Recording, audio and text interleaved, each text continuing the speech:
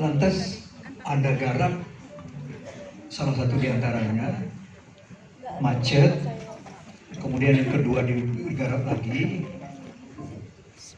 dapat 4-5 alinea, tapi juga tidak beranjak dari itu dan seterusnya.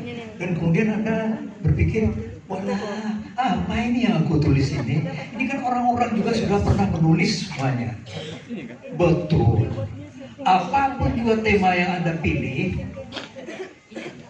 itu sudah pastilah itu sudah pernah digarap oleh orang lain. Tapi untuk itu janganlah kemudian itu dijadikan alasan untuk berputus asa. Teruskan menulis. Nah, dalam hal ini yang selalu saya sarankan adalah bahwasanya ketika murid kita, mudah-mudahan kita juga melakukan itu setiap hari menulis satu halaman. Halamannya bisa kecil, bisa halaman seperti buku ini, bisa halaman seperti buku ini. Kemudian ketika menulis itu, tulis saja apa yang akan ditulis. Nah, kalau begitu mungkin harus ada petunjuknya. Nah, petunjuknya adalah yang pertama-tama yaitu tanggal dan hari. Kemudian sesudah itu apa yang akan dikerjakan hari ini. Barangkali itu 4-5 baris. Kemudian baris-baris yang selebihnya apa saja yang ada terlintas dalam pikiran Anda, tuliskan di situ. Walaupun tidak teratur, walaupun belum tentu akan menjadi tulisan yang Anda inginkan. Selesai hari itu, kemudian besoknya ulangi lagi itu. Besoknya ulangi lagi, besoknya ulangi lagi. Pada suatu waktu nanti akan ketemu sendiri apa yang Anda ingin tuliskan. Nah, ini yang menulis. Sebagai bahan untuk menulis itu, Anda membaca. Baca buku. Baca. Buku apa yang akan dibaca? Tidak ada aturannya. Terserah kau sendiri. Kau suka apa, baca itu. Jadi antara membaca dan menulis itu bergandengan tangan. Dalam keadaan semacam itu, maka pada suatu hari nanti Anda akan mengatakan, aduh, ini ada satu masalah besar yang bisa aku tulis. Nah, pada waktu itu mudah-mudahan begitu Anda duduk dan kemudian menuliskannya, itu akan menjadi sebuah tulisan yang seperti yang Anda cita-citakan. Kesimpulan atau ringkasan dari apa yang saya sampaikan ini adalah setiap hari Anda membaca, setiap hari Anda menulis, dan itu rumus yang secara umum dapat disampaikan. Siapa yang memberi perintah membaca sebagai rangkaian dari membaca dan menulis ini? Allah. Ada yang bisa menjawab? Siapa yang memberikan perintah membaca? Surah Al-Alaq ayat 1-5. Siapa? Surah Allah. Tidak tanggung-tanggung. Surah Al-Alaq. Yang memerintahkan kita membaca itu Allah Subhanahu wa Ta'ala. Tidak tanggung-tanggung. Kemudian kalau kita baca surah itu, di bawah itu ada beberapa baris di bawahnya itu juga perintah menulis. Dengan demikian maka perintah membaca dan menulis ini datang dari yang Maha Kuasa. Dengan menyerap ini, maka kemudian kita merasa, kalau begitu yang aku lakukan ini betul-betul di jalan yang betul-betul benar. Nah, itulah jawaban saya. Tepuk tangan dulu untuk jawaban ayat topik kita. Baik, sebelum sebelum kita lanjutkan lagi pertanyaannya, mau juga nih tahu Mbak Elvit ya, Rosa ya Pak ya. Gini Mbak, luar biasa karya-karya Mbak tuh sebagai orang muda, saya bilang ya, masih muda Mbak ya. Luar biasa menyentuh gitu kan, mewek tuh kalau ibu-ibu ya. Sekarang lagi fenomena filmnya juga ya diangkat ke layar lebar ya. Menurut Mbak Helvi sebenarnya batasan nilai dalam tulisan itu apa sih? Sehingga kita tahu loh gitu ya. Silakan ya Mbak Helvi.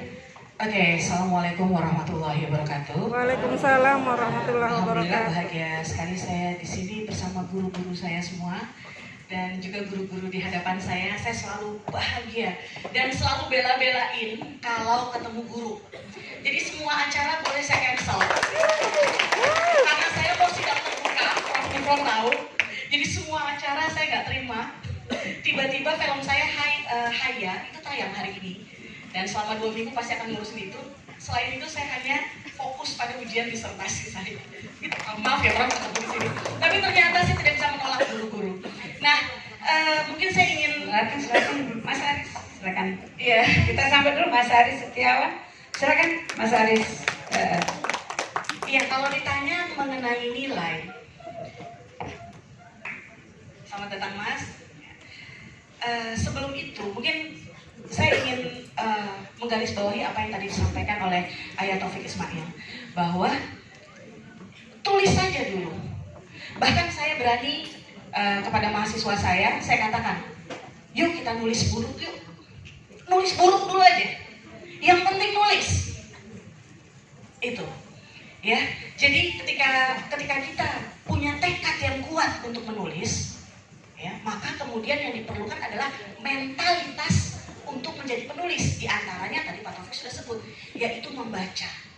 Tidak ada cara lain untuk menjadi penulis yang baik kecuali dia banyak membaca dan banyak menulis. Jadi saya Pak Taufik pernah baca buku Muhammad Iqbal. Iqbal itu pernah bilang, Iqbal Pakistan, sastrawan, filsuf.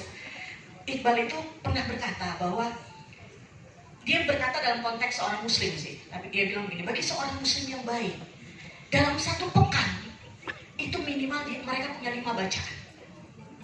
Kalau tidak boleh disebut buku. Yang pertama adalah dia harus membaca buku tentang agamanya. Mungkin buat yang beragama lain juga seperti itu ya.